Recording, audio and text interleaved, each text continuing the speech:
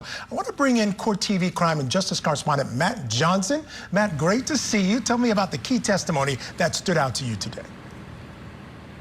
Michael, Ashley, nice to see you both. Yeah, court ended early today on day 10, but there is a lot of information and key evidence that this jury of 9 men and 9 women in the box have to digest tonight. And it really centers around the evidence collected at the crime scene 34 Fairview. The evidence of John O'Keefe's missing sneaker that was found near the curb, and 6 to 7 pieces of white and or red taillight. Listen to this.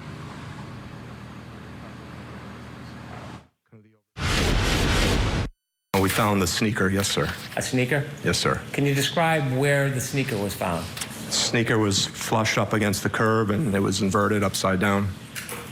Was there anything in the sneaker? There was snow on and inside the sneaker.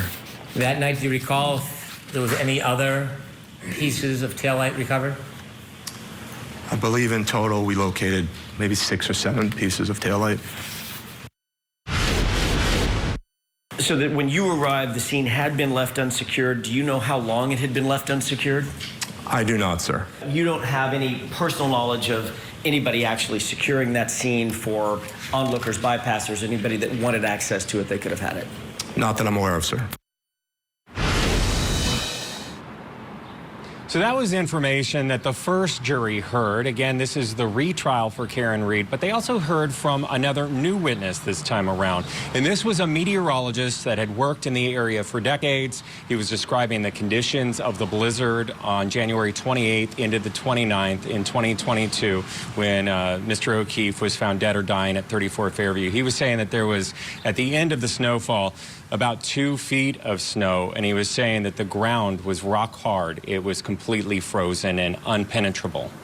I thought it was really interesting, Matt and Michael, that they brought a meteorologist to the stand to testify. I mean, new strategy, new day with this special prosecutor.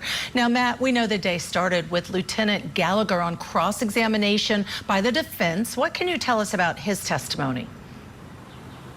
Right, and it was a repeat of yesterday's testimony, Judge Ashley, but it was more in-depth, really just talking about the faulty investigation by the Canton Police Department that ultimately recused themselves. So you had Lieutenant Gallagher back on cross at the start of day 10 here, and he was questioned about the collection of evidence using red Solo cups, also a leaf blower, and why he chose not to collect the camera footage from the police officer who lived across the street. Listen to this. Do you believe that it would have been best practices to go ahead and secure that footage so we don't have to take anybody's word for it? We could actually look at the footage ourselves. I didn't do that. You now know that that footage is gone. I would assume so. I'm not familiar with how long Arlo keeps footage. Why didn't you go seek footage from that camera? In my mind? Yes. Because I knew it wouldn't have captured anything.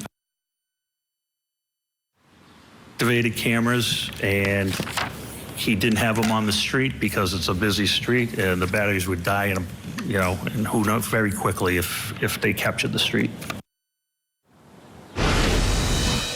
So not only did this jury today get to see pieces of the taillight at 34 Fairview, they also got to see this dash cam video that you're looking at right there from the officers that responded to Meadows Avenue, John O'Keefe's home, because they were doing a welfare check on his niece and nephew after he didn't come home that night. This jury looking at this video very close. We have someone in the courtroom, our photographer, Paul Zenzel. He said that they were taking a lot of notes today. Karen Reed outside of the courthouse, she had no comment about this video. Her father did tell me and other members of the media that he feels that when he saw the taillight close up, that it was just cracked and it was not completely removed. Just cracked, not removed. That's huge. We're going to see what the jury thinks of that. Thank you so much, Matt Johnson, for joining us. I just want to say, the defense has an explanation for when it happened to that taillight. So while it is huge, they have their own little explanation. Exactly. She apparently backed into their video of her backing into another car. So and it does look like she bumped the car. Like, that's the thing. When you look, there's different explanations and reasons. Yeah, and I will say this. That thing about the video for the next door neighbor or the person across the street who happened to be a cop, that's, again, that goes to my point. Those are the types of things makes it hard to believe that this happened the way the state happened beyond a reasonable doubt. Because best practice, even though he said, this is the reason I didn't do it, best practice would be you collect it all and look at it later. It's not your choice to be subjective about what you collect. These aren't new cops. These are experienced cops. That's a good point.